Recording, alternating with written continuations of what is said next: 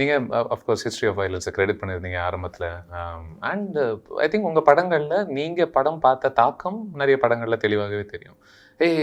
இவர் இதெல்லாம் ரசிச்சிருக்காருல, அதை எங்கேயும் உருவாக்குற ஒரு முயற்சியில் ஈடுபட்டுக்கிட்டு இருக்காருன்னு. How to you draw the line? இதை எப்படி கேட்குறது? ஒன்று நான் ரசிச்சிருக்கேன். இப்போ ஃபார் எக்ஸாம்பிள் நம்ம நீங்கள் பேசும்போது மேட் மேக்ஸ் ஃபியூரி ரோடில் ஹீரோக்கான ஒரு பில்டப் ஒன்று பண்ணுறாங்க. அது மாதிரி பில்டப் நானும் கைதியில் பண்ணணும்னு ஆசைப்பட்டேன்ற ஒரு வரியாக இருக்கட்டும். பட் இது ஒரு இன்ஸ்பிரேஷனாக இருக்கணும். எந்த இடத்துல இது கிரெடிட் கொடுத்து ஆகணும் அப்படின்ற ஒரு ஃபீலிங் உங்களுக்கு வரும். ஏன்னா இன்னைக்கு மோர் தென் எவர் எது கேட்குறேன் அப்படின்னா, இது காப்பி அடிச்சிட்டாங்கன்னு சொல்கிற ஒரு கும்பல் ஒரு பக்கம், இன்னொரு பக்கம் ஐயோ காப்பின்னா இது கிடையாது, இது அதை ரசித்து அந்த மாதிரி உருவாக்குற ஒரு முயற்சி. நீங்கள் எப்படி அதை தெளிவாக பார்க்குறீங்க? அதுக்கான டிஃப்ரென்ஸ் அதான் இது என்னென்னா, நீங்கள் சோஷியல் மீடியா இருக்கிறதால இதில் எல்லாருமே ரொம்ப அப்படியே பயப்பட்டு அவங்களுக்கு வேண்டிய ஏதோ ஒன்று நடந்துக்கணும் அப்படிங்கிறது இல்லைல்ல. You know who you are இன்சைட்ல. இதில் நம்ம எவ்வளோ ஜெனுவனாக இருக்கமோ அதை பொறுத்து தான் நமக்கான சக்ஸஸ் ரேட்டும் இல்லை இன்னும். ஸோ இதில் ஒளிவு மறைவு இவங்க பேசுறது அவங்க பேசுறதெல்லாம் தாண்டி you know what to do. இப்போ நான் எக்ஸாம்பிளாக சொல்கிறேன். இந்த நான் டிசியோட ஃபேனுங்கிறது ரொம்ப முன்னாடி இருந்தே சொல்லியிருக்கேன். நான் ரொம்ப முன்னாடி படித்த கிராஃபிக் நாவல்களில் ஒன்று ஹிஸ்ட்ரி ஆஃப் வயலன்ஸ். அந்த கிராஃபிக் நாவல் இப்போ பார்த்தீங்கன்னா ஒரு 600 பேஜ் இருக்குன்னு வைங்களேன். Maybe I will be wrong with numbers, like very close to 600 pages. அதில் 27th பேஜ்லையோ 28th பேஜ்லையோ less than 30th he'll confuse who he is. அந்த இடத்துல நான் 600வது பேஜில் கன்ஃபஸ் பண்ணால் என்ன பண்ணணும் அப்படின்னு யோசிக்கணும். அப்போது மீதி இருக்கிற பேஜஸ் எல்லாத்துக்கும் you have to sit and right like what if எல்லாத்தையுமே எல்லா டீட்டெயில்ஸுமே மாற்றுது. அப்போ என்ன ஆகுதுன்னா இட் இஸ் நாட் ரீமேக். உங்களுக்கு அந்த இடத்துல இருந்து எனக்கு பயங்கரமாக இன்ஸ்பயர் ஆயிருக்கு. I want to do it and I want to give it as a tribute to the same film. நான் அதனால தான் அதுக்கு எடுத்துல நான் ஃபிலிமோகிராஃபியில் கீழே படம் முடிஞ்ச எண்டில் போடல. This made me right something. So genuinely it goes to you for the people who made the film. So அதனால தான் நாங்கள் போட்டு, அதனால தான் லியோ வாஸ் பார்ன் அப்படின்னு போட்டு it's tribute. So it's about என்ன சொல்கிறது, அந்த கான்செப்டை புரிஞ்சுக்கிட்டு அந்த கான்செப்டை இங்கே நம்ம எப்படி அப்ளை பண்ண முடியும், இதில் நான் என்னெல்லாம் ஆட் பண்ண முடியும். நீங்கள் எங்கே இது தப்பாக போகும்னா, நீங்கள் இதை உங்கள் படத்தில் நடிக்கிறவங்ககிட்ட சொல்லாமல், உங்கள் ப்ரொடியூசர்கிட்ட சொல்லாமல், யார்கிட்டையும் சொல்லாமல், ஏதோ ஒரு இங்கிலீஷ் படம் பார்த்துட்டு வந்துட்டு அதையும் நான் வச்சு எடுத்துட்டோம் அதை அப்படி பண்ணுற மாதிரி இருந்ததுன்னா நீங்கள் கேட்குற இந்த கேள்வி ஐ மீன் எனக்கு புரியுது. அந்த கிரெடிட்ஸ் கொடுக்கறதுக்கான அந்த இதில் வர்றதில் சொல்கிறேன். அந்த இடத்துல தெரியும். But genuinely you know what you are டூயிங்ல. அப்போது you have to be very கிளியர்னு நினைக்கிறேன். நான் என்னென்னா, இந்த ஒரு படத்தில் ஒரு டைலாக் மாதிரி தான், ஏதாவது ஒரு தப்பு பண்ணிவிட்டு அதை பற்றின ஃபீலே இல்லாமல், கொஞ்சம் கூட இல்லாமல், கூச்ச நச்சமே இல்லாமல் நடந்துக்கிறது எவ்வளோ மோசமோ, அதே மாதிரி தப்பே பண்ணாமல் பயந்துட்டு இருக்கிறதும். when you are clean inside, when you are genuine about what you are doing, you have to do. நான் அது ட்ரிபியூட்டாக கொடுக்கணுமா அவங்களுக்கு ஹோமாஜாக கொடுக்கணுமான்னு ரொம்ப யோசிச்சு then I thought it has to be the tribute. ஏன்னா சே ஃபார் எக்ஸாம்பிள் இப்படி வச்சுக்கலாம், மணிரத்னம் சாரோட காட்ஃபாதர் வெர்ஷன் தான் நாயகன். ஆமாம். ராம்கோபால் வர்மா சாரோட காட்ஃபாதர் வெர்ஷன் தான் சர்க்கார். இப்போது இவர் மலையாளத்தில் அவரோட டைரக்டரோட வெர்ஷன் தான் பீஷ்ம பருவம். இது எல்லாமே இன்ஸ்பயர்ட் பை காட்ஃபாதர் தான். இதில் நல்லா நோட் பண்ணி பார்த்தீங்கன்னா, ராம்கோபால் வர்மா சர்க்காருக்கு முன்னாடி ஒன்று போட்டிருப்பாரு, like countless directors, I'm one among them who got influenced by godfather Ram Gopal Varma அப்படின்னு போட்டிருப்பாரு. நான் அசிஸ்டன்ட் டைரக்டர் இல்லாமல், நான் வெளியிலிருந்து பார்த்து வந்ததில் Ram Gopal Varma sir assistant director இல்லை, மணிரத்னம் சார் அசிஸ்டன்ட் டைரக்டர் இல்லை, அவங்கெல்லாம் எந்த வகையில் படங்கள் பார்த்து இன்ஸ்பயர் ஆகாங்க, அவங்க எப்படி கிரெடிட்ஸ் கொடுக்குறாங்கன்னு பார்த்து வந்து தான் நானும் பண்ணுறேன்.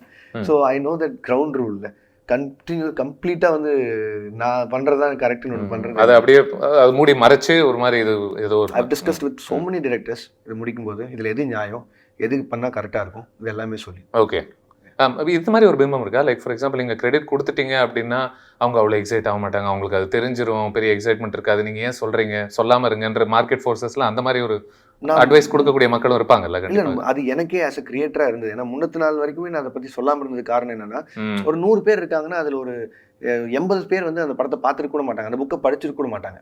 ஒரு 20 பேர் அதை பார்த்துருப்பாங்க. அவங்களுக்கு ஓகே இதில் என்னென்னலாம் மாறி இருக்கு, இதில் எப்படி ரீரைட் பண்ணியிருக்காங்கிற ஸ்ட்ரக்சர் அவங்களுக்கு பிடிக்கும்.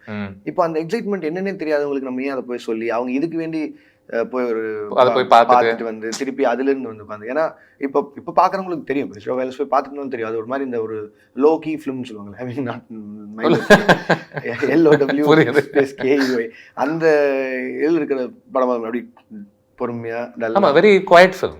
அது நீங்கள் அதை வந்து இங்கே நம்ம பண்ணணும், எக்ஸாக்டாக அதை ரீமேக் பண்ணணும் அப்படின்னா ஒரு 35-40 லட்ச ரூபா அந்த படத்தை பண்ணிடலாம். அது நம்ம ஏன் வாஸ்கேல்ல அது அப்படி பண்ணணும், because I reread the entire version towards it. அதுக்கு நான் அந்த ஒரு லைனை மட்டும் எடுத்து நான் பண்ணுறேன், அது எப்படி இருக்க போகுதுன்னு சொல்லி பார்க்கணும். So that was the reason. நம்ம ஹிஸ்ட்ரி ஆஃப் வயலன்ஸ் பற்றி பேசுறதுனால ஐ திங்க் அதில் அந்த ஹஸ்பண்ட் ஒய்ஃப் உடைய ஒரு ரிலேஷன்ஷிப் ரொம்ப முக்கியமானதாக எக்ஸ்ப்ளோர் பண்ணப்பட்டிருக்கும்ல. இவங்க அவரோட ஐடென்டிட்டி தெரிஞ்சதுக்கு அப்புறமா அவங்க எப்படி பழகுறாங்க அப்படிங்கிற ஒரு பெரிய ஒரு விஷயம் நடந்துட்டு இருக்கும். இதுல ஆப்வியஸ்லி கடைசி வரைக்கும் அவங்களுக்கு இந்த ஐடென்டிட்டி அதுல அங்கேயே ரிவீல் ஆயிடும். அவங்க அந்த ஃபர்ஸ்ட் காஃபி ஷாப்க்குள்ள வந்தோடனே அவர் மறக்கவே ட்ரை பண்ண மாட்டாரு.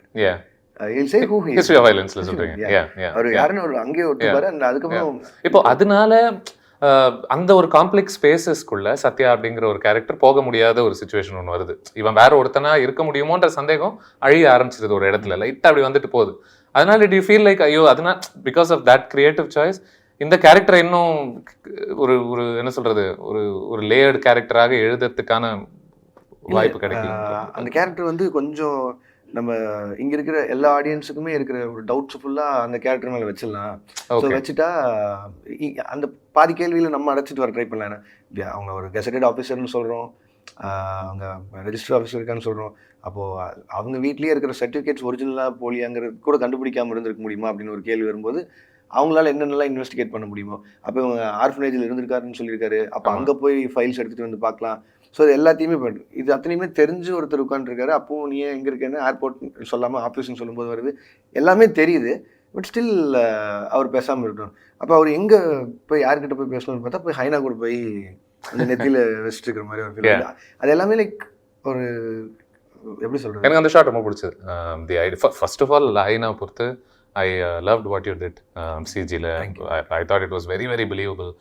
ஒரு இடத்துல கூட அதாவது நிறைய இடங்கள்ல நம்ம வந்து சரிப்பா கஷ்டப்பட்டிருக்காங்க நம்ம நம்புவோமே அப்படின்ற நம்மளா ட்ரை பண்ணுவோம். இதுல அந்த மாதிரி நான் ஒன்றும் ட்ரை பண்ண வேண்டிய அவசியமே இல்லை, பார்த்தாலே ரொம்ப தத்ரூபமாக இருந்துச்சு. With all credits for entire CG team and all my assistant directors, mainly stunts, I mean everyone, everywhere. அது புல் ஆஃப் பண்ணிடணும் அப்படிங்கிறது தான் கோலு. அண்ட் லைக் நான் முன்னாடி இருந்து சொல்கிற மாதிரி இந்த படம் எப்படி நான் விஜயனாவோட பெர்ஃபார்மன்ஸ் மட்டுமே இந்த படத்தில் நம்பி பண்ணணும். அண்ட் அதில் எனக்கு மிகப்பெரிய சேலஞ்சாக இருந்தது ஹைனா தான். அது பிலீவபிலிட்டியாக இல்லை அப்படின்னா ரொம்ப ஒரு மாதிரி இதாக போயிடும். ஸோ அதுக்கு என்னெல்லாம் பண்ண முடியும்னு சொல்லி பார்த்துட்டு தான் சரி லியோனை வச்சுட்டு வாஸ் இட் டெம்ப்டிங் ஒரு லயனை போட்டுடலாமா ஹைனா? லியோங்கிற டைட்டில் வந்து ஆக்சுவலி வந்து லியோ பேந்தாரான்னு நினைக்கிறேன். கேப் லைன்னு சொல்லுவாங்களான்னு தெரியல, ஐ மீன் ரொம்ப நாள் முன்னாடி படித்தது மறந்துச்சு. லியோ பேந்தாரா ஒரு சம்திங், அது எக்ஸ்டிங்க்ட் அந்த சிங்கம் மட்டும் முன்னாடி இருந்த ஒரு இது. அண்ட் அது எனக்கு தோணுச்சு எக்ஸ்டிங்க்டே இல்லை அப்படிங்கிற ஒரு இது வேணும். அண்ட் அதுக்கு லியோன்ற ஒரு விஷயம் இருந்தது. ஏன்னா இங்கே பட் ஆரம்பத்துலேருந்தே ஹைனான்றதுல தான் நீங்கள் தெளிவாக இருந்தீங்களா, இல்லை வேற வேறு விலங்கை காமிக்கணும்? 5 வருஷம் முன்னாடி இருந்தே ஹைனா தான். அந்த 5 வருஷம் முன்னாடி இந்த ஃபர்ஸ்ட் பேஜில் அப்போ நானே ஒரு இது நாவல் மாதிரி பண்ணி வச்சுருந்தேன். ஓகே, ஸ்டோரி போர்ட் மாதிரி ஒரு ஃபுல் புக் பண்ணி வச்சிருந்தோம். அப்போ இது செகண்ட் ஃபிலிமாக பண்ணியிருக்க வேண்டியது. ஸோ ரொம்ப பயங்கரமாக இறங்கி உள்ள உட்காந்து வேலை பார்த்துருந்தப்போ ஹைனாவாக தான் இருக்குன்னு சொல்லி போட்டிருந்தேன். நான் ஹைனா வந்து இந்த லோக்கல் வில்லேஜஸ்குள்ளெல்லாம் அடிக்கடி உள்ளே வந்து ஒரு தலைவர் பண்ணிட்டு போகும். அண்ட் எனக்கு அது பிடிச்சிருந்தது. நம்ம அதை அகெயின் நம்ம இது வரைக்கும் பார்த்த மிருகங்களை எவ்வளோ க்ளோரிஃபைடாக காமிச்சிருக்கோம். அண்ட் பெரிய வித்தியாசம் என்னன்னா ஹைனா ஒரு பேக் அனிமல். ஸோ அது தனியாக வந்துச்சுன்னா அது கிளான் விட்டு வந்துச்சுன்னா இட் வில் பி லைக் பிடிக்கிறது கஷ்டம் அப்படின்னு. ரெண்டாவது அதுவும் அதே தான். யூஸ்வலி நம்ம இங்கே என்ன பார்த்துருப்போம், ஒரு அனிமலை காட்டும்போது அதுக்கு கால் வந்து ஃபர்ஸ்ட் வந்து திரும்பி அதையும் ஹீரோ மாதிரிலாம் காமிச்சிருப்போம். அது எதுவுமே இல்லாமல் ஒரு ப்ராப்பர் கேஸாக காட்டினா எப்படி இருக்குன்னு சொன்னாங்க. ஹைனாக் பில்டப்பே இல்லாமல் உள்ள வந்துருக்கும். டக்குன்னு உள்ள வந்து ஒரு ஆளை கடிச்சிட்டு இருக்கிற மாதிரியா இருந்ததா உள்ள போகும். எனக்கு ரொம்ப பிடிச்ச ஒரு விஷயம், சும்மா ஒரு இன்ட்ரோக்காக மட்டும் பயன்படுத்தி ஒரு ஹீரோயிசமுக்காக மட்டும் பயன்படுத்தின ஒரு விஷயம் இல்லை, கான்ஸ்டன்டாக it's a part of the narrative. And நீங்கள் அந்த ஒரு காட்சி சொன்னீங்களா, 2 முகங்களும் ரொம்ப பக்கத்தில் இருக்கும்போது சரி இந்த மாதிரி ஷார்ட்ஸ் எல்லாமே நமக்கு தெளிவாக எக்ஸ்பிளைன் பண்ணுற ஒரு விஷயம். There is an obvious connection. இது வேறு விலங்கு இவன் வேறன்றது இல்லை, spiritually they're one and the same அப்படிங்கிற ஒரு உணர்வு வந்து பல விதத்தில் ஏற்படுத்துறீங்க படம் பூராக. இவர் இல்லாத ஒரு நேரத்தில் அதை வந்து காப்பாற்றுவதாக இருக்கட்டும், இந்த மாதிரி சின்ன சின்ன good part is now Subramani is under the universe, so I can take him wherever I want. Exactly. அதில் 2 விஷயம் கேட்கணும்னு நினச்சேன். ஒன்று ஐ திங்க் இது யாரும் காயப்படுத்தாமல் எப்படி கேட்குறதுன்னு யோசிச்சுட்டு இருக்கேன். நிறைய பேர் வந்து இந்த மெட்டஃபோராக ஒரு படம் வந்து நமக்கு எடுத்து சொல்லுதில்ல, ஹே இது ஒரு மெட்டஃபோர் தான், இவனுக்கு ரெண்டுமே ஒன்று தான் அப்படின்ற ஒரு உணர்வு. ஐ திங்க் கமல் அவர்கள் ஒரு இன்டர்வியூவில் சொல்லியிருப்பாருன்னு நினைக்கிறேன். படம் பார்த்த படம் புரிஞ்சுக்கிறதுக்கே ஒரு ஒரு சர்டன் லெவல் ஆஃப் புரிதல் தேவை. படத்தை எப்படி பார்க்கணுன்றதே அது புரிஞ்சுக்க வேண்டியிருக்கு. அதை வந்து படம் எடுக்கிறவங்க, இயக்குனர்கள் கொஞ்சம் கொஞ்சமாக ஆடியன்ஸை அங்கே கூட்டிட்டு போக வேண்டிய பொறுப்பில் நம்மலாம் இருக்கிறதா நான் நினைக்கிறேன். கொஞ்சம் கொஞ்சமாக கூப்பிட்டு போகிறேன்னு. ஸோ நீங்கள் இதை எப்படி பார்க்குறீங்க? Like for example if somebody says எதுக்கு இந்த அனிமல்னே எனக்கு புரியவே இல்லை அப்படின்ட்டு சொல்லக்கூடிய ஒரு ஒரு கும்பல் இருந்தாங்கன்னா நீங்கள் எப்படி பார்ப்பீங்க? எப்படி வளர்க்குறது இந்த மாதிரி? நான் படத்தில் முடிஞ்ச வரைக்கும் நான் முயற்சி பண்ணிட்டேன். விஷுவலாக உங்களுக்கு ஐடியாஸ் கொடுத்துட்டேன், 2-1ங்கிற ஒரு ஐடியாஸ். அண்ட் நரேட்டிவாக அவன் பேசக்கூடிய வசனங்கள் அவனுக்கும் பொருந்தது, அந்த விலங்குக்கும் பொருந்தது. ஸோ இந்த இடத்துல இது நீங்கள் புரிஞ்சுக்கணும், இதுக்கு மேலே நான் எப்படி எடுத்து சொல்கிறதுன்ற ஒரு விஷயமே இருக்குல்ல. இப்போது ஒரு கதை இருக்குன்னு வைங்களேன். அந்த கதையை வந்து நான் உங்களுக்கு சொல்ல ட்ரை பண்ணுறேன். ஒரு குரூப் ஆஃப் ஆடியன்ஸுக்கு வந்து நான் சொல்ல ட்ரை பண்ணும்போது அவங்க ஒரு மைண்டில் அதை நினச்சிப்பாங்க. இப்போ நான் இந்த சீனை வந்து எக்ஸ்பிளைன் பண்ணுறேன்னா, இந்த இடத்துல ஒரு கழுது புலி வந்துடுச்சு அப்படின்னா 10 பேர் கதை கேட்குறாங்கன்னா 10 பேருக்கும் ஒவ்வொரு விதமாக தோண ஆரம்பிச்சிடும். ஸ்பாட்டட் ஹைனா வரும், ஸ்ட்ரிப்டு ஹைனா, இந்த மாதிரி நிறைய ஸ்ட்ரைப்டு ஹைனா வரும், இந்த மாதிரி நிறைய தோணும். அது வந்து அப்போ அந்த கதை சொல்லி முடிச்சதுக்கப்புறம் 10 பேர்த்திட்டையும் கேட்கும்போது ஒரு 5 பேருக்கு இந்த மாதிரி தோணும், ஒரு 5 பேருக்கு இந்த மாதிரி தோணும், ஒருத்தருக்கு கம்ப்ளீட்டாக இந்த மாதிரி. இந்த சினிமாவோட பியூட்டியை வந்து எடுத்து காமிச்சிருந்தான். நான் படமாகவே எடுத்து கொண்டு போய் ஒரு ப்ராடக்டாக எடுத்து கொண்டு போய் இப்படி வைக்கிறோம். இப்போ இதில் 2 விஷயந்தான். படம் பார்க்குறவங்களுக்கு பிடிச்சதா பிடிக்கலையா, இதை தாண்டி இருக்கிற எல்லா விஷயமுமே நான் செல்ஃப் எக்ஸ்பிளனேட்டரி மோடுக்குள்ளே போகவே முடியாதுல்ல. சரி, this is what I thought. அது முடிஞ்ச அளவுக்கு அடுத்து போஸ்ட் அந்த அதில் நீங்கள் இது பார்த்தீங்களா, இதுக்குள்ளே பார்த்தீங்களா, நம்ம அந்த ஹோல் வந்து உட்காந்து ஒரு படமாக பார்க்கும்போது என்டர்டெயின் ஆக்குது உங்களை ரொம்ப பிரெயினை கழட்டி வெளியே வச்சுட்டு வந்து பார்க்கக்கூடிய சினிமா இல்லாமல் உங்களை பார்க்க திருப்தி அடைய வைக்குதா, அந்த சினிமாட்டிக் எக்ஸ்பீரியன்ஸ் உங்களுக்கு குடிக்க வைக்குதா. இது மேக்ஸிமம் அதுக்கான உழைப்பை ஒரு வருஷம் போட்டிருக்கோம். அதில் நாங்கள் கரெக்டாக பண்ணிருக்கோமா இல்லையா, அதை மட்டும் செக் பண்ணிக்கிறதுக்காக நம்ம பார்க்கணும். இல்லைங்களா, ஒர்க் ஆச்சு, ஒர்க் ஆகலை, எனக்கு படம் பிடிச்சது பிடிக்கல. நான் இப்படி வேணா கேட்கட்டுமா, இல்லைன்னா இது வேறு மாதிரி கேட்கலாம். உங்களுடைய ஒரு சினிமா அறிவு உயர்ந்ததுக்கான ஒரு காரணமாக நீங்கள் எப்படி பார்ப்பீங்க? லைக் ஃபார் எக்ஸாம்பிள் நீங்களும் சராசரியாக மெட்டஃபர்ஸ் எல்லாம் பற்றி தெரியாமல் இப்படி ஒரு ஷாட் வைக்கிறாங்கன்னா அதுக்கான காரணம் இது அந்த கேமரா ஆங்கிளே நமக்கு அவனை பற்றி ஒன்று சொல்லுது அப்படிங்கிற ஒரு இந்த மாதிரி விஷயம்லாம் உங்களுக்கு எப்போ தெரிய ஆரம்பிச்சது, எப்படி நீங்கள் புரிஞ்சுக்க ஆரம்பிச்சிங்க? அதான் நம்ம இப்போ நீங்கள் இதுதான் வாழ்க்கை அப்படின்னு சொல்லிட்டு நம்ம சினிமா பண்ணணும்னு வந்துட்டோம் வைங்களா. இப்போ சே ஃபார் எக்ஸாம்பிள் இப்போ நீங்கள் இருக்கீங்க அப்படிங்களா. இப்போ நான் வந்து உங்களை மாதிரியே நான் படம் நிறைய பார்த்துட்டு இருந்துட்டு I want to be a reviewer அப்படின்னு நான் முடிவு பண்ணேன்னா, நீங்கள் முடிவு பண்ண நாள்லேருந்து என்னென்ன பண்ண ஆரம்பிச்சிங்க? உங்களுக்கு முன்னாடி இருந்த கிரிட்டிக்ஸ் எல்லாம் பெஸ்ட் கிரிட்டிக் யாராருன்னா அவங்க படம் ஒரு படம் நம்ம பார்த்த படத்தை பொறுத்து அவங்க தாட்ஸ் எப்படி இருக்கு, என்னென்ன எழுதி கோட் பண்ணுறாங்க, என்ன அனலைஸ் பண்ணுறாங்க, எல்லாமே அது எங்கே உங்களுக்கு கொண்டு போகுதுன்னா உங்களோட பேஷனுக்கு டுவர்ட்ஸ் நீங்கள் போகிறீங்கன்னு முடிவு பண்ணதுக்கப்புறம் போகிறது இருக்குல்ல. நான் சினிமா தான் முடிவு பண்ணதுக்கப்புறம் நான் பழகின ஆளுகள்லேருந்து எல்லாமே சினிமா தான். எனக்கு யாராவது ஒருத்தங்க கூட நான் ஐ வாண்ட் மேக் ஃப்ரெண்ட்ஸ் வித்னா சினிமாவில் அவன் என்னவா இருக்கானு சொல்லி பார்த்தான். இட் இஸ் நாட் ஃபார் ஒரு செல்ஃபிஷ்னஸாக எனக்கு தெரிஞ்சுக்கணும். ஐ நீட் ஆல் திஸ் லேர்னிங்னு சொல்லி. ஏன்னா எனக்கு இருக்கிற டைமில் நான் படம் பண்ண போகிறேன் அப்படிங்கும்போது 2011 first short film, 14 first feature film, யார்கிட்டையும் ஏடியா இல்லாமல். ஸோ அப்போ அந்த 3 வருஷத்தில் ஏன்னா நான் எவ்வளோ தூரம் கொஞ்சம் தெரிஞ்சுக்கணும் அப்படின்னு ஆரம்பித்ததுலேருந்து தான். இப்போ அதிலிருந்து ஆல்மோஸ்ட் லைக் இப்போது ஆயிடுச்சு மோர் தென் 11-12 இயர்ஸ். ஸோ அதில் ஒவ்வொரு நாளுமே it is gonna be learning. இதுக்கப்புறமா நம்ம பார்க்குற ஒவ்வொரு படமும் இட்ஸ் கோன் பி லேர்னிங். அதை எப்படி எடுத்துருக்காங்க, எதுக்கு அதுக்கு பின்னாடி 2 அனாலிசிஸ் இருக்குது. நான் அதுக்கப்புறம் சில படங்கள்லாம் வந்து எனக்கு இன்றைக்குமே எனக்கு இப்போ வரைக்குமே 10 ஒரு 25% எனக்கு புரிஞ்சிருக்கு, 75% எனக்கு புரிஞ்சதே இல்லை. எனக்கு புரிஞ்சதா சொல்ல போகிறேன். அசிஸ்டன்ட் டைரக்டர்ஸிட்ட உட்காந்து கேட்டிருக்கேன், அப்படியே எனக்கு என்னன்னு சொல்கிறேன், எனக்கு உண்மையிலே புரியல. நிறைய பேர் அவங்க கூட ரிலேட் பண்ணிப்பாங்கன்னு நினைக்கிறேன். அதில் எனக்கு புரிய ட்ரை பண்ணிருக்கேன். இன்னுமே வந்து மெமெண்டோவில் எனக்கு பாதி விஷயம் புரியாது. அதில் அவர் இந்த ரிவர்ஸ் சி எல்லாம் போட்டு சொல்லி கொடுத்து ஒரு த்ரெட் இருக்காது. நீங்கள் ஆப்வியஸாக படிச்சிருப்பீங்க. சி வந்து இப்படி படாமல் இப்படி போட்டு அந்த கதையை வந்து திருப்பி வருதுன்னு சொல்லியிருப்பாங்க. த்ரெட் எல்லாம் படிச்சு பார்த்தேன். ஸ்டோரி எழுதிட்டு நான் இங்கே இங்கே போகிறேன் படிச்சு பார்த்துட்டு போய் பார்த்துருக்கேன். அப்போ எனக்கு புரிஞ்சதில்லை. பட் எனக்கு எவ்வளோ தூரம் ஒரு படத்தை புரிய வைக்க முடியுமோ மேக்ஸிமம் ரொம்ப காம்ப்ளிகேட்டடாக ஒரு கதை சொல்லாமல் அட் த சேம் டைம் ஆடியன்ஸோட மைண்ட் செட்டையும் ரொம்ப குறைச்சி எடை போடாமல் அட் த சேம் டைம் அப்படி பண்ணணும்னு. அண்ட் ஐ திங்க் அவங்களோட படம் பார்க்குற லெவல் வந்து நம்ம குறைச்சி மதிப்பிடக்கூடாதுன்னு நினைக்கிறேன். ஏன்னா புரியுது இல்லை, அதனால தான் ஆரம்பத்துலேருந்தே ரொம்ப யாரையும் புண்படுத்தாமல் இந்த விஷயத்தை எப்படி பேசுறது அப்படிங்கிறது ஒன்றும் இல்லை.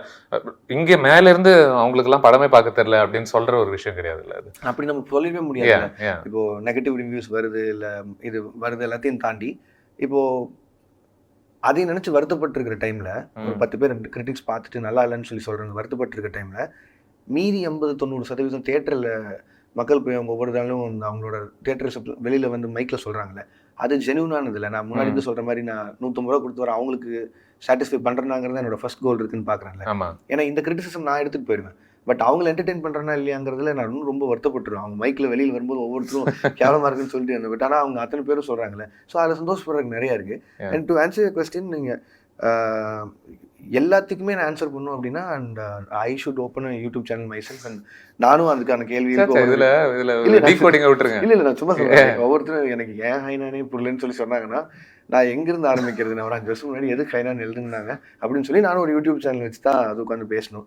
அண்ட் நான் ரெக்வஸ்ட்டாக ஏதாவது வேணால் கேட்டுப்பேன் அப்படின்னா, அகெயின் ரிவ்யூஸ் ஆப்வியஸ்லி எல்லாருக்கும் பாசிட்டிவாக தான் கொடுக்கணும், நெகட்டிவாக தான் கொடுக்கணும் அப்படின்னு சொல்கிற முட்டாள் மனநிலையில் யாரும் இல்லை. முடிஞ்ச அளவுக்கு இன்சல்ட் பண்ணாமல், ஹர்ட் பண்ணாமல், யாரையும் அதாவது ஒருத்தர் டவுன் பண்ணி காட்டுறதுல இருக்கிற ஒரு சந்தோஷத்தை அப்படி பண்ணாமல், தனி மனித தாக்குதல் அது இல்லாமல் மற்றபடி பண்ணால் இட் வில் பி எல்லாருக்குமே அது ஓகே நான் நினைக்கிறேன். ஏன்னா அந்த அகைன் திரும்ப சொல்கிற beauty of cinema is like, இந்த படத்தில் விஜயநாத்லேருந்து 4லேருந்து என்டையர் டெக்னீஷியன்ஸ் சம்பாரிச்சோமா, பேரும் பூலும் சம்பாரிச்சோமானா எஸ். ப்ரொடியூசர் காசு சம்பாரிச்சாருன்னா எஸ். தேட்டர் டிஸ்ட்ரிபியூட்டர்ஸ் பணம் போட்டு செலவு பண்ண ஆடியன்ஸ் ஹாப்பியாக இருந்தாங்கன்னா அதுலேயும் ஒரு 75-80% பேர் ஹாப்பியாக போனாங்க. அதே மாதிரி தான் அதில் ரிவ்யூவர்ஸும். We all come under one family. இதில் எல்லாருமே சம்பாதிக்கணும், எல்லாருமே சாப்பிடணும், எல்லாருமே வெளில இருக்கணும். ஏன்னா திரும்பி அடுத்த வாரம் இன்னொரு படம் வரப்போகுது, அடுத்த வருஷம் நம்ம எல்லாத்தோட இன்னொரு படம் வரப்போகுது. ஸோ முடிஞ்ச அளவுக்கு முக்கியமாக நல்ல படங்களை நல்ல படங்களை உருவாக்குற ஒரு ஸ்பேஸ்க்குள்ள நம்மளுடைய ஒப்பீனியன்ஸ் அதுக்கு கான்ட்ரிபியூட் பண்ணணும்ல. ஏன்னா ஏன் இது நான் சொல்கிறேன் அப்படின்னா, ஐ திங்க் நான் உங்களுக்கு ஒரு வேர்டு கொடுத்தேன்னு நினைக்கிறேன். நான் முடிச்சோன்னே படம் ரிலீஸ் ஆனதுக்கப்புறம் ஒரு இன்டர்வியூ தரேன்னு சொல்லிட்டு, அதே மாதிரி இன்னொருத்தருக்கு ஒரு வேர்டு கொடுத்துருக்கேன். So it is gonna be only 2 interviews of mine regarding post release. அதுக்கப்புறம் I'm moving on to my next film and taking a break from social media also. அப்படியா? So next film shoot போறதுக்கு முன்னாடி I'll come and how long do you have? Get all your wishes, like ஒரு 5-6 monthsல. So அது வரையும் I'm going to take a break from social media. And எனக்கு தெரிஞ்சு இன்னொரு பேட்டி தான் வந்து the writing is done now. No, I'm gonna write. இதுக்கு மேல எனக்கு அந்த ஸ்கெலிட்டன் இருக்கு. It's very exciting idea. அது மட்டும் தான். ரெண்டாவது ஆப்வியஸா ரஜினி சார் கூட போய் ஒர்க் பண்றாங்க. இந்த வாட்டி வந்து LCUல இருக்கான்னு கேள்வி வராதுன்னு நினைக்கிறேன். நான் முன்னாடி சொல்லிட்டேன். ஏன்னா ஜஸ்ட் டு அந்த அந்த எக்ஸைட்மெண்ட்டுங்கிற ஹைப்பை வந்து டீவியேட் ஆகிடக்கூடாதுங்கிறதுக்காக தான் நான் சொல்றேன். It is very very very very exciting. நீங்கள் சுப்ரமணிய கேரக்டர் பொறுத்த வரைக்கும் you seam very excited. Okay, நான் எங்கே வேணால் அதுக்குள்ளே இது எடுத்துகிட்டு வரலாம் அப்படிங்கிற ஒரு விஷயம். இந்த கேம் ஆஃப் த்ரோன்ஸ்லாம் இந்த ட்ராகன்லாம் காமிக்கும் போதெல்லாம் இல்லை, ஐ ரெட் தட் அவங்க இது ஒவ்வொரு வாட்டியும் இது ஒரு சீனாக எழுத வரும்போது, ஐயோ இது தேவையில்லையே, இதுக்குள்ளே நிறைய வேலை செய்யணுமே, உட்காந்து முடிஞ்ச வரைக்கும் இது தேவையில்லைன்னா வேண்டாம். அதனால தான் நிறைய எபிசோட்ஸில் யாரோ ட்ராகன் பற்றி பேசிகிட்டு இருப்பாங்க, ஆனால் காமிக்கவே மாட்டாங்க. So is that going to play a part in your head? இந்த ப்ராசஸ் நீங்கள் இப்போ ஒரு ப்ராசஸில் ஈடுபட்டீங்கல்ல, இந்த ஹைனாவை உயிர் கொடுக்கறதுக்கு, இந்த ப்ராசஸ் வந்து உங்களை ஐயோ முடிஞ்ச வரைக்கும் ஹைனாவை கம்மியாக யூஸ் பண்ணலாம் அப்படின்ற மாதிரி உங்களை ட்ரெயின் பண்ணலாம்? ப்ரிசைஸ்லி என்ன தேவையோ அதை மட்டும் யூஸ் பண்ணலாம். லைக் இவ்வளோதான். The work involved will not என்ன சொல்றது, stop you from writing extended portions if you want. ஹைனாவை பொறுத்தளவுக்கு என்னென்னா, நான் நிறைய எடுத்துட்டு தூக்கி போடுற அளவுக்குலாம் இல்லை. அதாவது இதில் ஸ்க்ராப் பண்ணிடலாம், இதை எடுத்துக்கலாங்கிற அளவுக்கு அந்த ஏரியாலே இல்லை. The amount involve in it is so huge. For like 82 shots we have paid close to 10 crores. Exactly. அது இங்கே மீடியம் பட்ஜெட் 2 படங்களோட பட்ஜெட். அதை நான் ரொம்ப லெத்தாஜிக்காக ஹேண்டில் பண்ணிக்கூடாது. And when it comes to amount and money spend, I'm very involve in it. So அதனால் அதில் நான் கான்சியஸாக இருக்கணும். ஸோ அதனால் வெறும் ப்ரிசைஸ் எனக்கு இவ்வளோ தான் வேணும். ரொம்ப பத்திரமா பார்த்துக்க வேண்டியிருக்கு. இதுக்கு மேலே அதில் என்ன ஒரு நல்ல விஷயம்னா, ஒரு கம்பெனிக்கு வந்து அந்த அசர்ட் கிரியேட் பண்ணுறதா பெரிய டாஸ்காக இருக்கும்.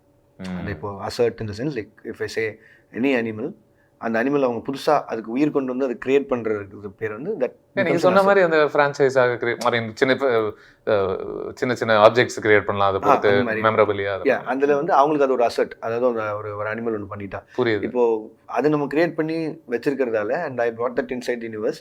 Now you can just use it. ப்ராப்பராக எனக்கு அதுக்கான ஒரு சீன் மூட் பண்ணி எழுதுனா any film I can bring him பேக்ங்கிற மாதிரி. நைஸ். நீங்கள் ஹாரரே பிடிக்காதுன்னு சொன்னீங்க. பிடிக்காதில்ல, ஹாரர் பிடிக்கும், பட் நான் செட் ஆக மாட்டேன் ஒரு ஹாரர் படங்கள்லாம் ஏற்கிறதுக்குன்னு. இந்த படத்தில் ஆனால் ஒரு சின்ன ஷார்ட் இருந்துச்சுல்ல, டக்குன்னு அவங்க திரும்பும்போது அவர் மூஞ்சில எல்லாம் ரத்தத்தோட. நான் நினைச்சேன் ஓகே ஜம்ப்ஸ்கேர்லாம் யூஸ்வலி வராதுன்னு சொல்லுவாரு அப்படி. இல்லை அது ஒர்க் ஆச்சுன்னு எல்லாரும் போட்டிருந்தாங்க. எனக்கு நான் சரி ஓகே. நான் என்னன்னா எதில் கான்சியஸாக இருந்தேன்னா இன்னும் அவரோட லுக்கு ரிவீல் பண்ணேன். அந்த அந்த பழைய லுக். ஸோ இந்த இடத்துல அந்த ஷார்ட்டும் இருக்கணும், அது கம்மியாகவும் இருக்கணும், அவரோட லுக்கும் ரிவீல் ஆகிடக்கூடாது. அது ஆடியன்ஸ் ஒரு என்ன அப்படின்னு பார்க்கக்குள்ள போயிடும். நல்லா ஸோ ஹாரர் கூட பண்ணலாம் போல இருக்குல்ல. I don't think that's my cup. ஏதோ ஒன்று ஒர்க் ஆச்சுனால ஜம்ப் ஸ்கேர் பண்ணி என்னடா ஒன்றுமே ஒர்க் ஆகல. முதல்ல அதுக்கு நம்ம பயங்கரமாக ஒரு இதாக அதான் பயந்தனால தான் பயப்படுற மாதிரி கதை சொல்ல முடியும். இந்த பீட்சாவில் ஒரு டைலாக் தான் ஞாபகம் வருது. பட் ஸ்டில் எனக்கு அந்த ஜம்ப் ஸ்கேர்லாம் எடுக்கிறதுங்கிறது அது ஒரு தனி கலை. ஐ மீன் அதுக்கு ஒரு செட் ஆஃப் இது. ஐ திங்க் அதனால தான் ஹாரர் ஃபில்ம் மேக்கர்ஸ் ஹாரர் மட்டுமே எடுத்துகிட்டே இருப்பாங்கன்னு நினைக்கிறேன். இப்போ ஜேம்ஸ் வான்லாம் எக்ஸாக்ட்லி. பட் ஆனால் ஷாக்கிங் சர்ப்ரைஸ் வந்து ஹிட் அக்வாமன். அதுக்கு இதுக்கும் அவ்வளோ ஷிஃப்ட் இருந்தது. பட் இந்த obviously I need to talk to you about the songs. ஃபுல்லாக இன்ஸ்டா பூரா கருப்பாய் டான்ஸ் தான் போயிட்டு இருக்குன்னு நினைக்கிறேன் ரீல்ஸ்லாம். I totally enjoy how I think நான் உங்ககிட்ட சொன்ன கூட சராசரியாக எதிர்பார்க்கக்கூடிய பிரபலமான பாடல்களாக இல்லாமல் இருந்தும் இது சைக்கிளில் ஒரு ஓரத்தில் உட்கார்ந்த ஒரு பாட்டாக இருக்குது, ஒரு ஹிட் சாங்காக இருக்குது. இந்த பாட்டுகளை தேர்வு செய்கிற ஒரு ப்ராசஸ் பற்றி உங்ககிட்ட பேசணும்னு நினைக்கிறேன். அது ரொம்ப simple. That is all in my playlist. ரொம்ப வருஷமாக கேட்டிருந்ததால அது எனக்கு அது அந்த அந்த ஒரு ரொம்ப கான்ட்ராஸ்டான ஒரு விஷுவல் இருக்குல்ல. அந்த பயங்கர எமோஷனலாக ஒரு ஃபைட் போகுது, அடிச்சு போகிறது விஜயனாவும் மிஷ்கின் சாரும். அந்த combination is gonna happen for the first time. ஆனால் அது திருப்பி எத்தனை தடவை நடக்க போகணும்னு கூட தெரியாது.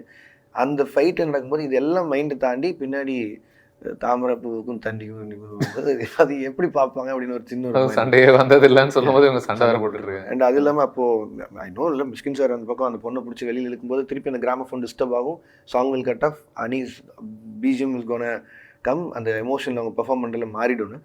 பட் ஸ்டில் அந்த ஃபைட்டை அந்த சாங் போடுறதுனால மட்டுமே வந்து ஒரு யூஸ்வல் ஃபைட்டாக காட்டிடாது. அது அந்த அந்த ஃபைட்டுக்கு வேலை பார்த்ததுங்கிறது அவ்வளோ கஷ்டம். அது பார்க்குறதுக்கு ஈஸியானுங்களாம். பட் ஆனால் அது ஒரு Korean style kind of fight மேக்கிங்கில் இல்லை. ஸோ அதனால் கொஞ்சம் ஏமாந்து எல்லோரும் கட்டிப்படும். அந்த அந்த அந்த ஃபைட்டில் எல்லோரும் கட்டி பட்டுச்சு ஆக்சுவலி. ஓகே. அவ்வளோ கான்ஷியஸாக இருந்தாலும் அங்கங்கே அடிப்படும். அவ்வளோ ஏன்னா அவ்வளோ ஐ திங்க் அந்த ஃபைட் தான் வாஸ் மை ஃபேவரட் ஸ்ட்ரெச்னு நினைக்கிறேன். அந்த ரெஸ்டாரண்ட்டுக்குள்ளே நீங்கள் பொறுமையாக செட்டப் பண்ணுற ஒரு விதம் அண்ட் அந்த கேரக்டருடைய ஒரு இன்னொரு பர்சனாலிட்டி கொஞ்சம் வெளியே வருது. அண்ட் அந்த ஃபைட் அதான் அது சாங்ஸ்னு வரும்போது நான் அதை முன்னாடியே சொல்லியிருந்தேன். எப்போ பயன்படுத்தணும் இந்த பாட்டுன்னு எந்த இடத்துல நீங்கள் டிசைட் பண்ணுறீங்க? இல்லை வேணே ரைட் இந்த இடத்துல இருந்தால் எனக்கு இந்த உன்னை அழைத்தது கண் ஒரு பாட்டு ஒன்று இருக்கும். அதுதான் வந்து மாநகரம்ல அந்த பையனை கடத்திட்டு வந்ததுக்கப்புறம் பிகேபி பற்றி தெரிய வருது. மொத்த போர்ஷனுக்கு அந்த சாங் தான் யூஸ் ஆகிட்டு இருக்கும். ஓகே. பின்னாடி உட்காந்து ஒரு சின்ன டிவியில் அது பார்த்துட்டு இருப்பான் அந்த இதில் வர்றது. ஸோ அதிலிருந்தே நான் அப்படி தான் அதை யூஸ் பண்ணணும்னு நினச்சிட்டே இருப்பேன். எங்கெங்கெல்லாம் மோஸ்ட்லி நான் எழுதும் போதோ ஏதோ ஒரு சீன் யோசிக்கும் போதோ நான் என்ன பாட்டு அப்போ கேட்கணும், டக்குன்னு என்ன மைண்டுக்கு வருதோ அது சின்னதாக ஒரு நோட் கேட்கணும். அது எனக்கு இந்த கரையர் கருப்பாயெல்லாம் அப்படி வந்தது தான். அதாகட்டும் இந்த இதாகட்டும் அடுத்த சாங் தாமரைப்பூவுக்கும் இன்னும் 2 சாங் கூட இருந்தது. அதனால ரைட்ஸ் வாங்கி வச்சிருந்தா பட் யூஸ் பண்ண முடியல. இந்த லைலா காலேஜ் லைலான்னு சொல்லி இந்த பச்சை பஸ் பையன் பாட்டு கேட்டு நல்ல காலேஜ் படிக்கும்போது கேட்ட பாட்டு தான். இன்னமும் ஆனால் கேட்டுட்டு இருக்கேன் இந்த பாட்டுலாம். ஆப்வியஸாக கேட்டுருக்கேன். நான் என் ஃப்ரெண்ட்ஸோடு இருந்தாலோ லைக் ஊருக்கு போயிட்டாலோ யார் தட் ஹியூஜ் ஸ்பீக்கரிங்க. ஸோ மோஸ்ட்லி இந்த பிளேலிஸ்ட்டில் தான் நாஸ்டாலஜிக்காக இருக்குது. அதை தாண்டி ஜாலியாக இருக்குல்ல கேட்க. அண்ட் அப்போ உங்கள் பிளேலிஸ்ட் தான் தேங்க்ஸ் சொல்லணும்னு நினைக்கிறேன். கொஞ்சம் அன்யூஷுவலாகவே இருக்குது. சராசரியாக அந்த ஃபேமஸ் அதாவது தேவா அவர்களுடைய பாட்டு அப்படின்னா இளையராஜா அவர்கள்லாம் டப்புன்னு ஒரு 10 பாட்டு சொல்லுவான்ல, இது அந்த பாட்டில் அந்த 10ல் அடங்காத பாடல்களாக தான் இருக்குன்னு நினைக்கிறேன். அப்படியா? Okay. What I also like I think is that இந்த மாதிரி பாட்டெல்லாம் யூஸ் பண்ணும்போது ஒரிஜினலி இந்த பழைய பாட்டு யூஸ் பண்ணுறோம் அப்படின்ற ஒரு ஐடியா வரும்போது சுலபமாக அவங்க கார் ஓட்டிகிட்டு இருக்காங்க, ஸ்பீக்கரில் ரேடியோவில் வருது, இல்லை டீ கடையில் டீ குடிச்சிட்டு இருக்காங்க, அங்கே டீயில் அங்கே ஒரு ரேடியோவில் ப்ளே ஆகுதுன்னு இருந்துச்சு. But what I'm noticing and what I really like about your films these days is that இது வந்து அந்த பாட்டுடைய சத்தம் ஒரு இடத்துல அவசியமானதுன்னு கைதியில் சொல்வதாக இருக்கட்டும், இல்லை இந்த இடத்துல ஈவன் இதில் ரேடியோவில் தான் வருது. பட் ஸ்டில் எனக்கு என்ன பிடிச்சதுன்னா அந்த பொண்ணுக்கு இவரோட பாட்டு செலெக்ஷன் சுத்தமாக பிடிக்கவே இல்லை. 2 பேருக்கும் ஒரு போட்டி இருக்கும். அவங்க ஒரு பாட்டு இவர் ஒரு பாட்டு. ஏன்னா கடை சாத்துற நேரத்தில் இருக்கிற மாதிரியா ஒரு பாட்டுன்னு ஐ லைக் தட். ஐயோ உன் பாட்டெல்லாம் கேவலமா இருக்குமே கேட்க அப்படின்ற மாதிரி உங்க காது குத்திடுது. ஸோ ஐ திங்க் போக போக உங்களுக்கு இதுவும் ஒரு ஓகே இதுல பழைய பாட்டு யூஸ் பண்ணுவோன்னு தெரியும், பட் இது எப்படி இந்த கதைக்குள்ள ஒன்று சேர்த்து வாட் டு ஐ இல்லை நான் முடிஞ்ச அளவுக்கு அதுக்கான ஒரு இது வச்சுட்டே வந்திருப்பேன். அந்த மாணவர்கள் அந்த கும்பலில் பார்த்தீங்கன்னா அங்கே ஒருத்தன் குட்டி டிவி கேரி பண்ணிட்டு பாருங்க. அந்த சின்ன வயசுல எனக்கு அந்த டிவி ரொம்ப பிடிக்கும், இவ்வளோன்னு இருக்கும். அதில் அவன் அந்த பழைய பாட்டு கேட்டிருக்க மாதிரியா ஒன்று வச்சிருப்பேன். அண்ட் அதே தான் அடுத்தடுத்து வரும்போது இந்த காலேஜ் பசங்க அந்த பெரிய ஸ்பீக்கர் வச்சுக்கிறது, வில்லனு பேசுறது, வெளியில் கம்யூனிகேட் பண்ணுறது, டிஸ்டர்ப் பண்ணணும்னா அதுக்கு அங்கே சாங்ஸ் போடுறதாகட்டும். அண்ட் ஆப்வியஸாக பழைய பாட்டு இருந்தால் போடுறான்னு சொல்லி அந்த லாரி இருக்க பழைய செட்டில் வெறும் ஜேஸ்தாஸ் சார் பாட்டு இருக்கிறது மட்டுமே அவர் கேட்குறதாகட்டும். இப்போது நாளைக்கு நான் சும்மா ஒரு எக்ஸாம்பிள், டெல்லி பற்றி ஒரு கேரக்டர் எடுக்கிறேன் அப்படின்னா when he gives his mobile to anyone there will be only ஜேஸ்தாஸ் சார்.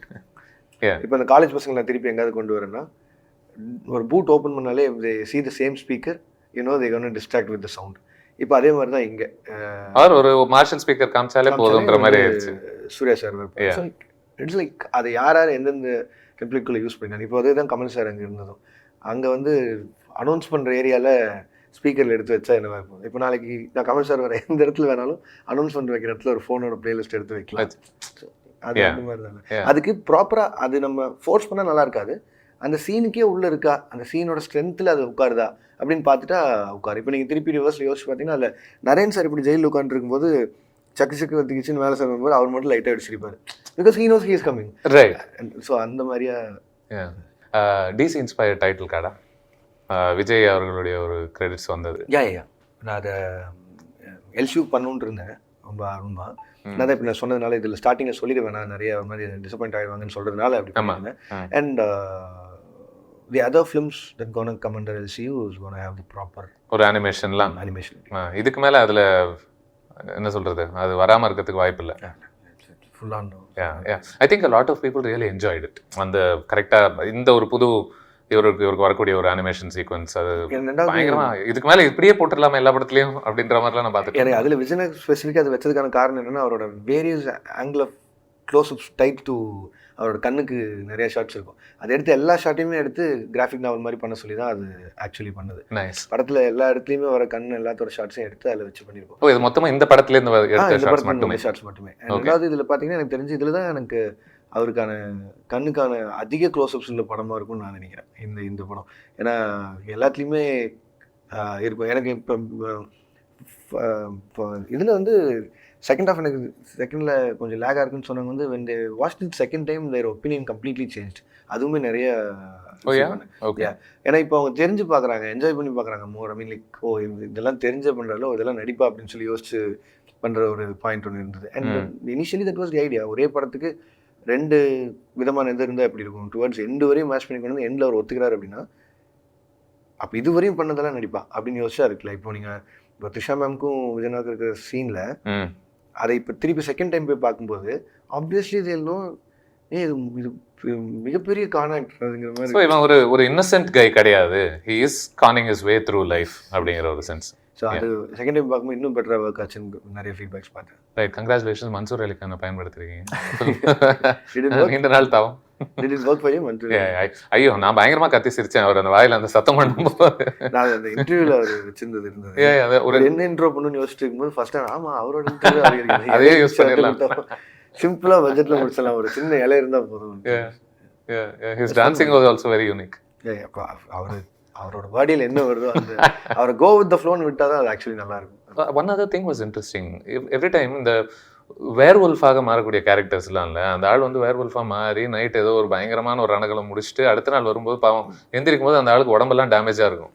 ஸோ இனவே இவருக்கு பாவம் ஒவ்வொரு வாட்டியும் what's going on with this bag, அதுதான் அந்த ஐடியா வந்து விச் இஸ் வெரி இன்ட்ரெஸ்டிங். ஒவ்வொரு முறையும் அந்த முதுகில் ஒரு அடிபட்டுக்கிட்டே இருக்கு. அது ஃபர்ஸ்ட் ஃப்ரேம்லேருந்து எண்டில் தீ பிடிக்கிற வரைக்கும் there will be something going on. It is பாவம் ஒரு சட்டெல்லாம் அது என்னென்னா அதான் நம்ம தாங்கிக்கிறதுன்னு ஒன்று இருக்குல்ல.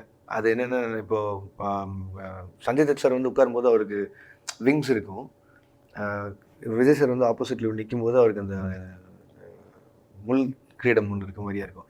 அண்ட் அதான் ஹீஸ் இன் ப்ரெஷர் ஆல்வேஸ்ன்னு ஒன்று காரணம்ல. அதுக்கு வேண்டி முடிஞ்ச அளவுக்கு நான் என்னென்னலாம் ரெஸ்ட் சிம்பாலிக்காக பண்ணிட்டு இருக்கணும். அது நான் ஒரு சின்ன வேலை ஒன்று தையில் பாட்டுதான். Okay okay. And these are all in writing. This பாதி in writing and பாதி will come, I mean, like when we go into sets அப்போ தோணும். சதீஷ் நான் அது பக்கம் வரைஞ்ச உடனே இந்த விங்ஸில் ஒருத்தர் உட்கார வச்சு பார்க்கலாம்னு சொன்னால் அந்த விங்ஸ் இருந்து அங்கே உட்கார வச்சுன்னு சஞ்சய் தத் சார் வரதுக்குள்ளே ஆனால் அது கரெக்டாக இருக்குது. ஆப்போசிட்டில் நான் நிற்கிறேன்ல, நான் நிற்கிற பொசிஷன் பாருங்கள், அங்கே அவருக்கு ஒரு முள்கிரீடம் ஒன்று பின்னாடி வரீங்க, எந்த இடத்துக்கு வந்து நின்னாலும் அவருக்கு தெரியுற மாதிரி வரீங்கன்னு சொல்லி அது அங்கே செட்டில் நடந்தோம். ஸோ அப்போது ஆப்போசிட்டில் நிற்கும். ஐ திங்க் அனியோட மியூசிக் எஸ்பெஷலி ஃபர்ஸ்ட் ஹாஃபில் எனக்கு பயங்கரமாக பிடிச்சது. அண்ட் ஒரு டைமில் இல்லை எனக்கு ஞாபகம் இருக்குது, இந்த லேண்ட்மார்க்கில் சைடில் போய் ஹெட்ஃபோன்லாம் வச்சுருப்பாங்க, நீங்கள் ஃப்ரீயாக போய் பாட்டெல்லாம் கேட்கலாம். அந்த டைமில் மின்னலே வந்துச்சுன்னு நினைக்கிறேன். அப்போ தான் இந்த பூ போல் இந்த மாதிரி குட்டி குட்டி ட்ராக்ஸ் எல்லாம் தனியாக ரிலீஸ் ஆகும், அந்த ஆல்பம்லேயே வராத ஒன்று செப்பரேட்டாக. எனக்கு அது என்னன்னா ஞாபகம் இருக்கு, ஹாஸ்டலில் போர்டிங் ஸ்கூலில் இருக்கும்போது தான் மின்னலாம் ஈவன் பிஃபோர் தட். நான் 9th 10th படிக்கும்போது வந்துச்சு, அது 8th 9th படிக்கும்போது வந்துச்சுன்னு நினைக்கிறேன். நான் கரெக்டாக காலேஜ் போகும்போது தான் இதெல்லாம் வர ஆரம்பிச்சது. 12B அதுக்குள்ளே வரக்கூடிய சின்ன சின்ன சின்ன சின்ன ட்ராக்ஸ். என்ன ஆயிடுச்சுன்னா அப்போ எல்லாருக்கிட்டையும் இந்த மொபைல் ஃபோன் ஸ்மார்ட் ஃபோன்ஸ் கிடையாது, பட் ஆனால் டீசெண்டாக இந்த கலர் ஃபோன்ஸ்லாம் வர ஆரம்பிச்சது. 6600 அந்த ஃபோன் வந்து அதில் வரும்போது அப்போ தான் இந்த பிட் சாங்ஸ் கட் பண்ணி வைக்கிற டைம் வந்துச்சு. லைக் காக்க தீம் மியூசிக் மெயினாக அப்போ பார்த்தீங்கன்னா வண்டியோட இண்டிகேட்டர் சவுண்ட்லேருந்து செல்ஃபோன் வரைக்கும் அந்த அந்த சாங் இருக்கும். அப்போ தான் மேடி மேடி கரெக்ட் மோஸ்ட்லி நீங்க சொன்னது. ஆமா, இல்ல இந்த நெஞ்சை பூ போல் அப்படின்ற ஒரு பிட்டா இருக்கு. அண்ட் ஆப்வியஸ்லி காதல் கொண்டேன்ல இருந்து வர சின்ன சின்ன பிட், அந்த பாய்ஸ்ல இருந்து வர சின்ன சின்ன பிட் சாங்ஸ். 2 மினிட்ஸ்க்கு ஐ திங்க் புதுப்பேட்டையில கூட இந்த மாதிரி 7G இதெல்லாம். அதுக்கப்புறம் அது ஃபாலோ பண்ண ஆரம்பிச்சிச்சு நம்ம இவங்க எல்லாரோட பாடல்களையுமே ஆல்பம்ல. And now I'm noticing that bit in உங்க ஃபிலிம்ஸ்லயும். அது பார்த்து வளர்ந்தோம் நமக்கு. So it's very consciously done. Hey, இந்த மாதிரி செப்பரேட்டா let's create some songs குட்டி குட்டிஸ். No, when myself and Ani both collaborateல வந்து உட்கார்ந்தாலே இல்லை, will know on table it's gonna be like lot of songs அந்த இடத்துல. ஏன்னா அனிக்குமே அது பயங்கரமாக பிடிக்கும், ஒரு 2 மினிட்ஸ் ஒரு ட்ராக் ஒன்று பண்ணுறது. நான் முன்னாடியே சொல்கிறேன், அப்புறம் அனி இந்த இடத்துல எனக்கு ஒரு ட்ராக் ஒன்று வரணும், மேபி இது வேணும் இது வேணும். அண்ட் அது முடியும் போது ஒரு சாங்னு ஆரம்பிப்போம், படம் ஆரம்பிக்கும் நான் ரெடி சாங் மட்டும்தான் இருந்தது, ஒரு சாங் தான் ஆரம்பிக்கும். ஐ திங்க் அதில் ஒரு பெரிய ப்ளஷர் இருக்குன்னு நினைக்கிறேன். அங்கே போய் ஓகே வா இந்த ஒரு பாட்டு இருக்கிறதே எனக்கு தெரியாது, இந்த இடத்துல I am exposed to this song and this is very fun. அது முடிச்சதுக்கப்புறம் முடிக்கும் போது ஆல்மோஸ்ட் லைக் 9-10 ஆல்பம். இந்த சர்ப்ரைஸ் ஃபேக்டர் வாஸ் இந்த லோக்கி வெர்ஷன் 2ன்னு சொல்லி அவன் பண்ணது வந்து towards end of the film play ஆகுதுல்ல. அது வந்து ஹி மெயின்டைன்ட் ரொம்ப நாள் உள்ள வச்சிருந்து. அதுக்கப்புறம் திடீர்னு ஒரு நாள் செட்டு கூப்பிட்டு ஐ மீன் ஸ்டுடியோ. ஐ திங்க் அந்த ட்ராக் போக போக பயங்கரமாக மாறிட்டே இருக்கும்னு நினைக்கிறேன்ல, ஒவ்வொரு வாட்டியும் புது தீம் ஒன்று வரும். பாதி வருஷம் வரும்போது இப்போ அந்த லோக்கி வெர்ஸ் 2ல பார்த்தீங்கன்னா ஆல்மோஸ்ட் லைக் எல்லாரோட ஹீரோஸோட கேரக்டர்ஸோட சாங் உள்ள வந்துருக்கும். ஓகே, சின்ன சின்ன பீட்ஸ். நீங்கள் நிறைய இங்கிலீஷ் படத்தை பார்த்து ரசிச்சதுனால இந்த இங்கிலீஷ் தாக்கமா பாடல்களில் லார்ஜ்லி எது கேட்குறேன்னா, லைக் அனி generally I mean I know he likes the spaces, but உங்கள் படங்களில் எஸ்பெஷலி ஆல் அவுட் போகிறதுக்கான ஒரு லைசன்ஸ் கிடைச்ச மாதிரி எனக்கு ஒரு ஃபீலிங் கிடைக்கும். இல்லை எனக்கு இந்த சரணம் பல்லவி got the man with plan right ஹியரா இருக்கட்டும், இல்லை சரணம் பல்லவி எனக்கு தெரியாது, ஆல் ஐ நோ லைக் இந்த மாதிரி படங்கள் இந்த வர சின்ன சின்ன ஐடியாஸ், இந்த சாங்ஸ் மட்டும்தான் எனக்கு மோஸ்ட் ஃபேவரட்டாக இருக்கும். And I think people are going even the Leo theme கூட ஃபுல் அவுட் அண்ட் அவுட் ஒரு இங்கிலீஷ் பாட்டு அப்படிங்கிற ஒரு சென்ஸ் தான் உங்களுக்கு கிரியேட் ஆகும்ல. அதுதான் எனக்கு தெரிஞ்சு நமக்கு பிடிச்சது பண்ணுறது. இப்போ ஸ்பெசிஃபிக்லி அனி பொறுத்த வரைக்கும் as we are nearing the end of this conversation, bad ஆஸ்மா முதல் வாட்டி ப்ளே ஆகும்போது ஒரு பயங்கரமான ஒரு மாஸ் மூமெண்ட், கண்ணாடியெல்லாம் உடையும் போது அவர் முகம் தெரியும் போது எக்ஸாக்ட்லி அந்த ஒரு முகம் வரும்போது அந்த பாட்டு ஒன்று கிக்கின் ஆகுதுல்ல. These are Anirudh's contributions specifically. Illa you are very particular that hey I want this to happen here, I want these words to come in this moment. No, badass was completely Anirudh. எப்படி ஒன்று வேணும் இங்கிலீஷில் இருக்கணும், so you think about இட்னு சொல்லிட்டு நான் வேற ஒரு reference track தான் கொடுத்துருந்தேன். அது was completely opposite to what he needed அந்த இன்ட்ரோல் பிளாக்ல வர என்டையர் போர்ஷனுக்கு. அதுக்கப்புறம் he crack this badass idea and then he call me அந்த மாதிரி. யூஸ்வலி கால் பண்ணி சும்மா பாடும் அப்படி ஒர்க் ஆகிட்டு இருக்குன்னு சொல்லிட்டு, இல்லைன்னா ஒரு ரெக்கார்ட் பண்ணி ஒரு ஃபர்ஸ்ட்டாக ஒரு ஸ்க்ராட்ச் லெவலில் இருக்கிற ஒரு ட்ராக் ஒன்று அனுப்ப அப்படி. அப்போ பேடாஸுமான்னு சொல்லி கேட்டப்போ மட்டும் சொன்னேன், பேபி நான் சொல்கிறேன் எடுத்துன்னு கூடவே இல்லையோ தாசுமா மட்டும் ஆட் பண்ணிக்க அவள்தான் பேபி இப்போ சாங் வருது பாரு அப்படின்னு. அதுக்கப்புறம் ஐ தாட் லியோ தாஸ்ல இருந்து தான் டிஎஸ் அங்கிருந்து இங்க ஒரு டிஎஸ்எஸ்ன்னு வந்துச்சுன்னா badass was completely Ani's idea. அதுல லியோதாஸ் மட்டும் ஆட் பண்ணி பேபின்னு சொன்னதுக்கு அப்புறம் பேடாஸ்மா லியோதாஸ்மான்னு மாத்தி and he I think he talked with Heisenberg and if you get all lyrics அங்க ஒரு பர்சனாலிட்டி மேட்டர் ஒன்று போயிட்டு இருக்கு போல இருக்குல்ல. ஆமாம், அது வந்து நானும் நீ மட்டுமே பேசிக்கிறோம். Okay, maybe I can ask you this. Police first ஹாஃப்ல சொன்னேன்ல எனக்கு இந்த செட் பீஸ் பிடிச்சது, அந்த பேடாஸ்மா வர மோமெண்ட் பிடிச்சது. I thought it was very interesting what you do சில ஃபைட்ஸில் செகண்ட் ஹாஃபில். லைக் ஃபார் எக்ஸாம்பிள் அந்த கான்ஸ்டன்டான ஒரு ஈகிள் பெர்ஸ்பெக்டிவ் காமிப்பதாக இருக்கட்டும், இல்லை ஆல்மோஸ்ட் ஒரு வீடியோ கேம் ஃபைட் மாதிரி இருந்துச்சுல அந்த ஒரு கார் சேஸ் சீக்வன்ஸ். அண்ட் எட் ஓகே, இது கொஞ்சம் ஜெனரிக்காக இருக்கா அந்த கொரியோகிராஃபி ஆஃப் இட் அப்படின்ற ஒரு thought I couldn't really shake it off. How did you see this? கைதி படம் வந்த டைமில் ஒரு பிரேக் டவுன் ஒன்று அதில் போட்டுருந்துருப்போம். ஒரு 30 செகண்ட்ஸ்க்கு பின்னாடி இருந்து ஒரு ஷார்ட்டு வேறு வெஹிக்கிள் உள்ள தாண்டி போய். ஆமாம். இப்போது அதோட அட்வான்ஸ்மெண்ட்டாக சேஸில் வேறு என்ன பண்ண முடியும் அப்படின்னு யோசிக்கும் போது சிங்கிள் ஷாட் சேஸ் அப்படின்னு நினச்சிக்கணும். இப்போ அதில் வரது வந்து 2 minutes and 25 seconds நினைக்கிறேன். அதில் ரியல் தாண்டி சிஜி தாண்டி எது சிஜி எது ரியல்னு தெரியாமல் இருக்கிற அளவுக்கு எவ்வளோ தூரம் பிளெண்ட் பண்ணி சிங்கிள் ஷாட்டில் அது பண்ண முடியும். It was again A challenge. நம்ம நினச்ச மாதிரி காஷ்மீரில் குளிரில் அப்படி நைட் ஷூட் பண்ண முடியாது. அண்ட் அதை எடுத்து டே ஃபார் நைட்டும் ஆக்க முடியாது. So it is a challenge for everyone. I mean அந்த ஒர்க் பண்ண அத்தனைக்கும். அதனால் அதுக்கப்புறம் பியூட்டிஃபுல்லி கேம் அவுட்னு நான் அதை சூப்பராக இது அச்சீவ் பண்ணதே மிகப்பெரிய விஷயம் அந்த டைம் லைனுக்குள்ளே. புரியுது அப்படின்னு நினச்சதுக்கு மெயின் காரணம் வந்து அன்பரி master and Manoj sir. Because Manoj sir எடுத்து ப்ரீவியஸ் ஃபார் இட். அவரோட கம்பெனிலேயே என்கிட்ட ப்ரீவியஸ் பண்ணிட்டு அதுக்கப்புறம் வி ஸ்டார்டட் டூயிங் இட். அதில் எல்லாருக்குமே ஒரு ஏர்லி இது டவுட் இருந்தது, எப்படி ஒர்க் ஆக போகுது என்ன ஏதுன்னு சொல்லிட்டு. பட் ஆனால் இதை அச்சீவ் பண்ணி இதை வெளில எடுத்துகிட்டு வரதுக்குள்ளேயே ஸோ மெனி டைம் இது எல்லாமே இல்லை. Again it's not complaint. But 12 months என்னால் இவ்வளோ தான் முடியும். ஸோ அதுக்குள்ளே நான் என்னெல்லாம் என்னால் முடியுமோ எவ்வளோ தூரம் சேலஞ்சஸ் பண்ண முடியுமோ அதெல்லாம் தான் இதில் பண்ணியிருக்கேன். லைக் ஃபார் எக்ஸாம்பிள் இப்போ ஸ்பெசிஃபிக்காக கேட்குறேன், if I can ask you this.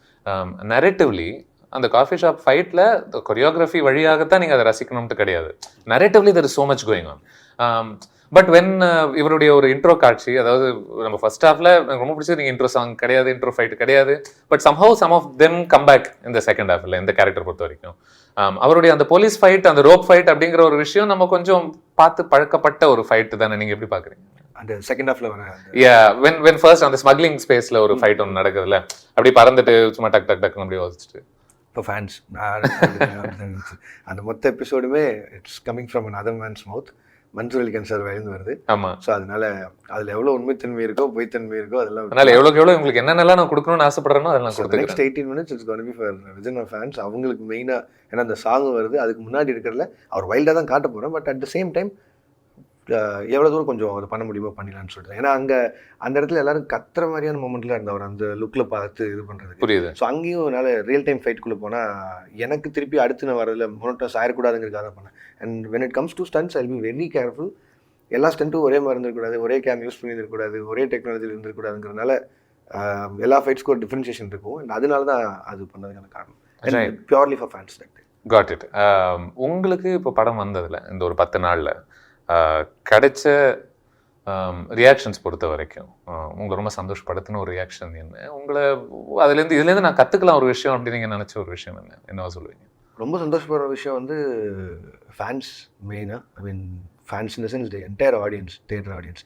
அதில் இந்த வயசு வரம்பு இல்லாமல் லைக் வீட்டில் இருக்க ஒரு அம்மாக்களும் அவங்களும் தியேட்டரில் பேசுகிறதும் அண்ட் அவங்க ஒரு ரிவ்யூ தெரியலன்னு சொன்னதுக்கு அவங்க டிஃபெண்ட் பண்ணுற விதமும் அட்ஸ் லைக் எல்லாத்தையும் தாண்டி நம்மளை எவ்வளோ தூரம் டிஃபெண்ட் பண்ணுறாங்கன்னா எவ்வளோ தூரம் பிடிச்சிருக்குன்னு அர்த்தம் இல்லை.